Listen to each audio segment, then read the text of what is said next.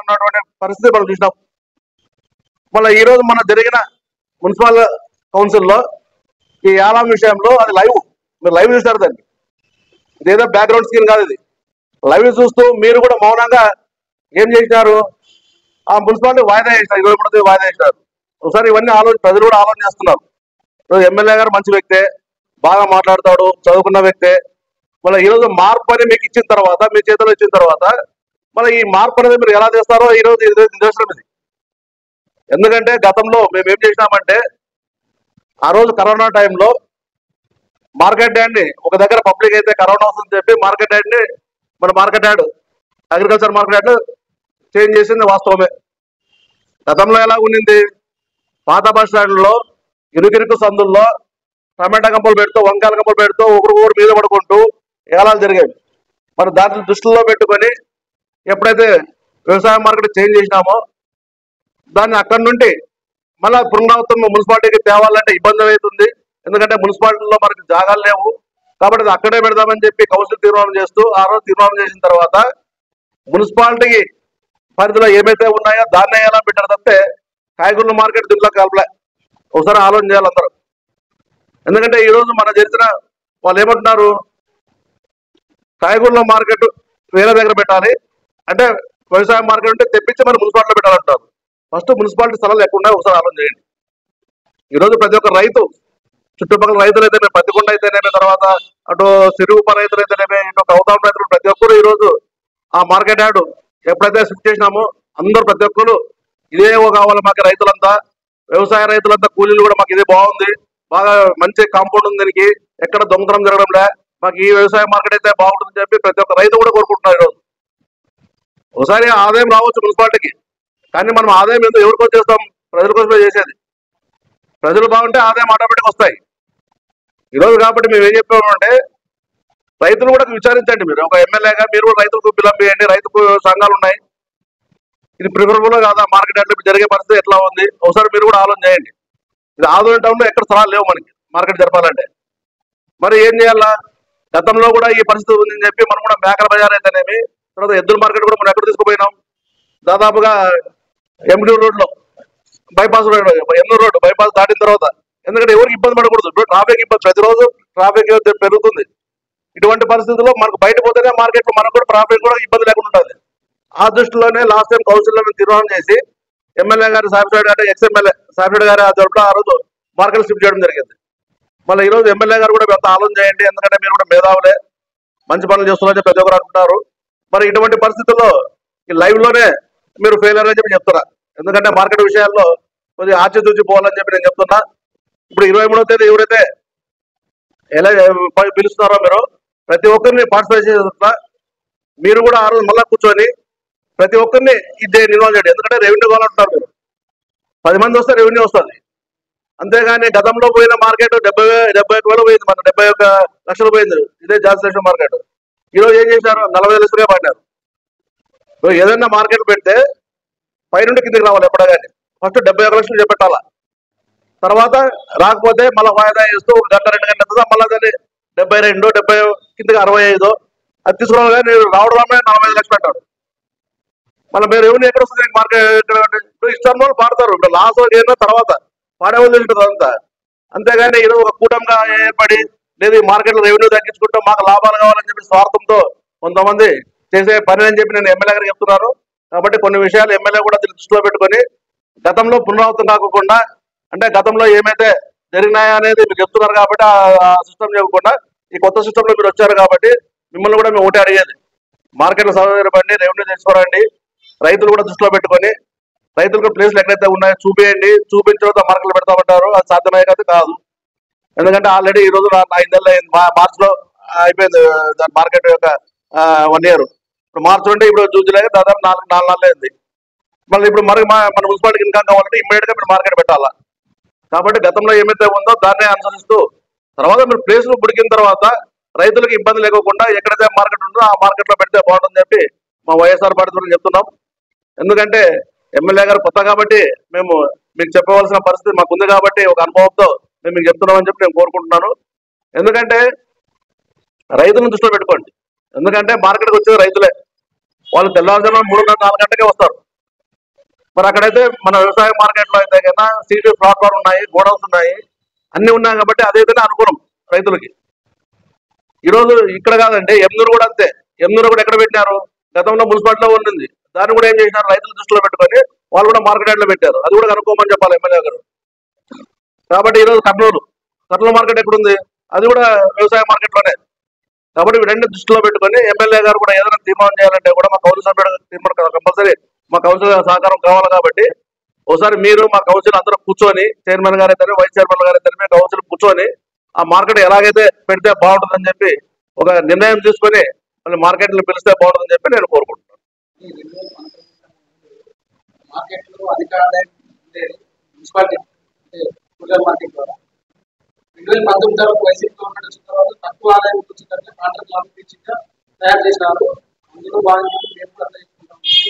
ఇప్పుడు 2019 కంటే ముందు మార్కెట్ అధికంగా పోయింది వాస్తవం ఉండొచ్చు. మళ్ళీ 2019 కంటే ఎంతమంది డిఫాల్టర్ ఒకసారి ఆలోచన చేయండి.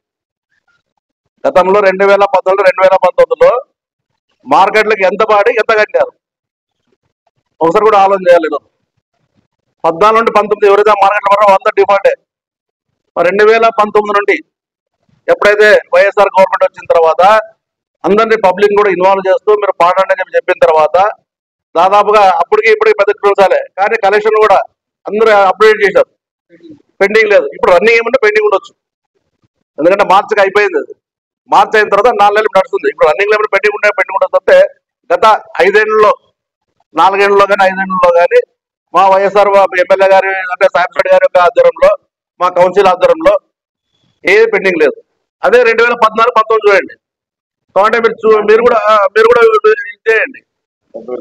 వాళ్ళ గవర్నమెంట్ ఉన్నప్పుడంతా మార్కెట్లు పాడము, కట్టుకుంటూ పోవడం, దాదాపుగా కోట్లు కూడా పోయారు. వీళ్ళని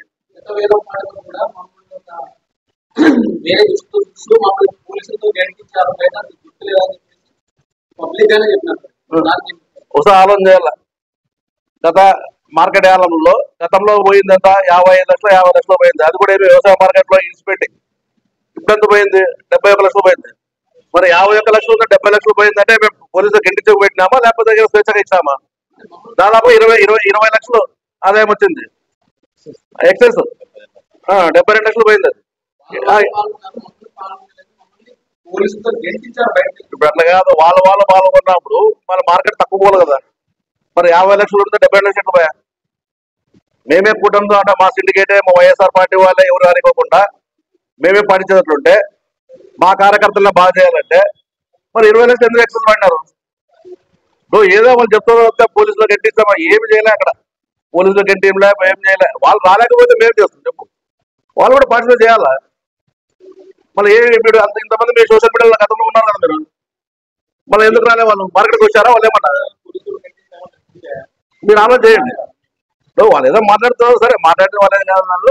కానీ ఇప్పుడు 23వ తేదీ అన్నా ఏదో చెప్పారు, డేట్ ఇచ్చారు. దాంట్లో కూడా అందరినీ ప్రజలందరినీ ఇన్వాల్వ్ చేసి రెవెన్యూ వల్ల. ఇంకోటి నేను కూడా అడుగుతున్నాను, మీడియా ముఖంగా నేను ప్రజలు ఒకటే చెప్పేది, ఏమున్నా ఇట్లా ప్రాబ్లమ్స్ వస్తే పార్టీలు మారుతాం తప్పితే ప్రజలు మారడంలే. ఈరోజు వైఎస్ఆర్ కూడా టీడీపీ వేస్తారు, టీడీపీ మీద కూటమి వేస్తారు, కూటమి మీద మేము మారుతున్నాము. ఇది వస్తే ప్రజలు కూడా చూస్తారు. ఈరోజు ఆదోని ప్రజానికి అందరూ చూస్తారు ఈ మీడియా ముఖం ద్వారా ఏం జరుగుతున్నది. కనీసం వాళ్ళు ప్రజలు కూడా వచ్చి మీ ముందు మీడియా ముందు వచ్చి ఇది అన్యాయం అనేది ప్రజల్లో మాట్లాడాలి. అదైతేనే ప్రజలకు బాగుంటుంది. ఏమున్నా మేము వాళ్ళ మీద చెప్పడము, వాళ్ళు మా మీద బురద వెళ్ళడము, వైసీపీ కూటమి చెప్పడము, కూటమి వైసీపీ చెప్పడం, ఇదే జరుగుతుంది తప్పితే ప్రజలు ఎంతో మంది వాళ్ళ అసోసియేషన్లు ఉన్నాయి, మార్కెట్ అసోసియేషన్లు ఉన్నాయి, తర్వాత క్లాత్ అసోసియేషన్లు ఉన్నాయి, వాళ్ళు కూడా వచ్చి ప్రెస్ మీట్ పెట్టమని చెప్పండి. అప్పుడు ప్రజలకు పోతాయి ఇవన్నీ. మేమంటే మేము కామన్ అయిపోతాం, పొలిటికల్ లీడర్లు కామన్ అవుతారు. ప్రజలు కూడా రావాలి దీంట్లోకి మీడియాలాగి. అట్లయితేనే ఆధునిక బాగుపడుతుంది, ప్రజానీకం బాగుపడతారు. అంతే తప్పితే మీరు మేము చేయడము, గతంలో మీరు 20 నట్లు చేశారు, మేము ఇప్పుడు వచ్చి 3 నెలలు వచ్చి వాళ్ళ మార్పు కొన్నారు, మాట్లాడొచ్చని చెప్పు. ఇప్పుడు మార్కెట్ యార్డ్లో తెలిసిపోయింది మార్కెట్, ఎందుకంటే అది లైవ్ లో కూర్చున్నాడు ఎమ్మెల్యే గారు. ఈరోజు భూ కబ్జాలు అవన్నీ ఇతను కనపడం ఎవరికి, ఎమ్మెల్యే గారికి. కానీ ఇది మార్కెట్ కబ్జా చేయట్లేదు కదా. కూటమి అభ్యర్థులు ఆదోని మున్సిపల్ మార్కెట్లో కబ్జా చేశారు. ఒకసారి ఆలోచన చేయాల. ఈరోజు ఎవరు నానికోకుండా మార్కెట్ కబ్జా చేశారు. అంటే మార్కెట్ యార్డ్లో కబ్జా చేశారు కూటమి వాళ్ళు. మేము అంతా అంటున్నాము. కాబట్టి స్వేచ్ఛగా పనిచేయాలి. ఇప్పుడు ఎమ్మెల్యే గారు ఏం చెప్తారు, ప్రతి ఒక్కరు స్వేచ్ఛ చేస్తున్నారు, ప్రతి ఒక్కరు రావచ్చు, ఏ ప్లాట్ విషయంలో అయితే కానీ ఏ విషయంలో ప్రతి ఒక్కటి అటువంటి మంచి పరిణామే అది. మేము కూడా స్వాగతిస్తాం అటువంటి వ్యక్తుల్ని. కానీ ఈ రోజు జరిగిందేమి మీ సమక్షంలోనే మీ ఎదురుగా మున్సిపాలిటీ మీరు కబ్జా చేసినారు. ఎవరు కుటుంబాలు కబ్జా చేసినారు. వైఎస్ఆర్ రానికోకుండా కామన్ పబ్లిక్ ఎవరైతే ఉన్నారో వాళ్ళని పాడినీకోకుండా కూటమి వాళ్ళే ఎవరు రానికోకుండా ఈ ఏలవల పాటలు పాడాలని చెప్పి దృష్టిలో పెట్టారు. మరి రాబో 23వ తేదీన అందరినీ పార్టిసిపేట్ చేసేట్లా ఎమ్మెల్యే గారు చొరవ తీసుకొని మరి మున్సిపాలిటీకి ఆదాయం చేయాలని చెప్పి మేము కోరుకుంటున్నాం. బడ్జెట్ ఇయర్ అంటే మామూలు మార్చిలోన మున్సిపాలిటీ కౌన్సిల్ రెజల్యూషన్ చేస్తుంది టెండర్స్ పిలిచేదానికి 3 సంబంధించి. దాన్ని కలెక్టర్ గారి దగ్గర పోతుంది.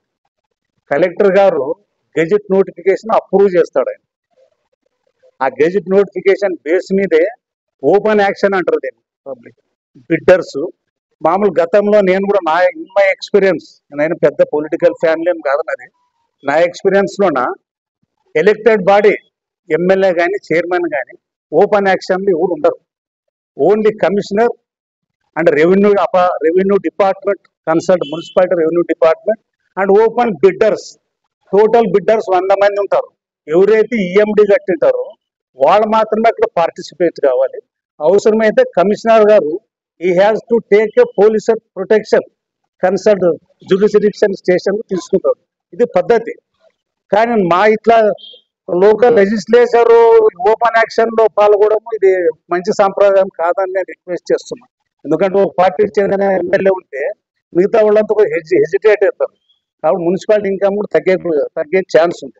తర్వాత ఇంకొక రిక్వెస్ట్, మొన్న జరిగింది అది కూటమి మీటింగా, మహాకూటమి మీటింగా లేదా గుత్తేదారుల మీటింగా. కాబట్టి దీన్ని కూడా తీవ్రంగా మేము ఖండిస్తున్నాము. భవిష్యత్తులో టౌన్లోన చెడ్డ పేరు తెచ్చుకోకుండా మున్సిపాలిటీ ఆదాయాన్ని పెంచాలని ఈవెన్ ఇంతవరకు చైర్మన్ కూడా యాక్షన్ పాల్గొనలేదండి. 1987 నుంచి వస్తున్నాం. 87 నుంచి కూడా ముగ్గురు ఎమ్మెల్యేలు అయినారు. వాళ్ళు కూడా దానికంటే ముందు కూడా లేదు హిస్టరీలోన, మున్సిపల్ హిస్టరీలోన only commissioner is executive authority. కాబట్టి ఆయన ఉండాలి. ఆయన సమక్షంలో బిడ్డర్స్ వస్తారు చేయాలి. That is called open action అంటారు. ఆ ఓపెన్ యాక్షన్లో ఎవరైనా పార్టిసిపేట్ కావచ్చు. కాబట్టి మొన్న జరిగింది కూటమో మహాకూటమో దీన్ని నేను తీవ్రంగా విమర్శిస్తున్నాను. భవిష్యత్తులో ఎమ్మెల్యే గారు ఇట్లాంటి వాటిని రెక్టిఫికేషన్ చేసుకోవాలని విజ్ఞప్తి చేస్తున్నాను. దేవదాసు, మాజీ మున్సిపల్ చైర్మన్.